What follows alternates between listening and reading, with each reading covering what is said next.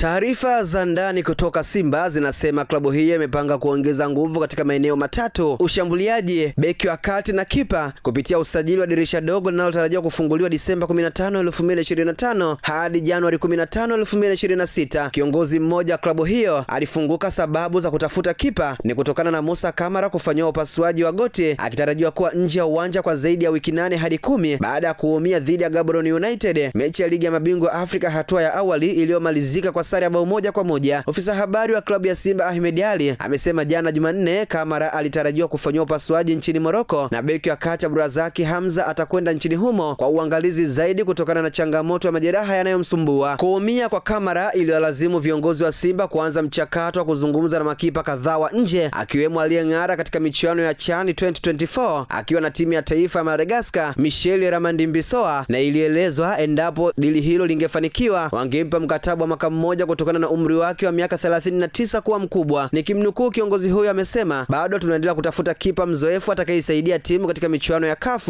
na ligi ya ndani kwa kushirikiana na Yakubu Suleiman anayeendelea kuzoea pressure ya Simba tofauti na JKT Tanzania alikotokea. Mwisho kunukuu. Kuhusiana na sababu ya kutaka kumsajili beki, kiongozi huyo amesema Hamza atachukua muda mrefu kukaa nje, hivyo analazimika kutafuta mchezaji atakayesaidiana na Wilson Nangu, Rushain Derioko na Shamu Karabwe. Nikimnukuu amesema, pamoja na Nangu kuanza vizuri, tunatarajia awe na muendelezo wa kiwango chake pia, ili mmoja wapo akitokea ameumia kikosi kinakuwa kipana. Hiyo ndiyo sababu tunayolazimika kusajili beki wa kati. Alipotafutwa meneja mkuu wa Simba Dimitri Pantev alisema kuwa na nukuu, Disemba tuna uhitaji wa kusajili mshambuliaji wa kati na heshimu kiwango cha Steven Mokwala aliyemaliza na mabao 13 msimu uliopita na ni mchezaji mzuri anayejituma. Ninachoweza kusisitiza, tutaangalia namna mambo yatakavyokwenda baina yake na viongozi ambayo anapaswa kuyaheshimu pia. Mwisho kunukuu. Japokuwa Pantev hakutaka kufafanua kuhusiana na Mokwala, taarifa za chini ya kapeti zinasema kuwa aliyekuwa kocha wa Simba Fadlu Davids anahitaji kumsajili katika klabu ya Raja Casablanca anayoifundisha. Imeandikwa na Olipa Asa na Elia Solomon na kusoma kwako nami Hamza Saifo.